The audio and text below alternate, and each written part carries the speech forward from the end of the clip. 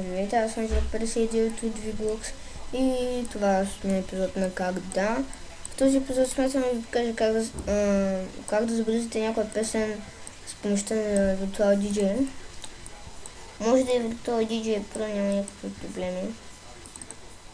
Аз имам Virtual DJ Pro 7. Така, влизате в Virtual DJ, от тук изберете една песен. Така, аз имам само Crazy Frog. Натискате на избраната песен два пъти и го така да речем бавния вариант, както си е нормален по-точно.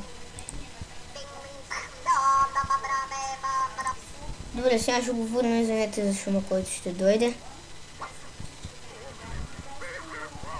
Трябва да се дънчи много.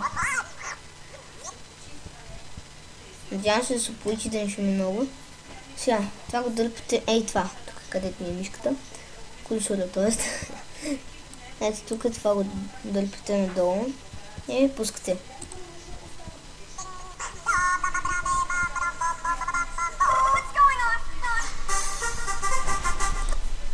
Еми това е. Това беше от мен. До скоро.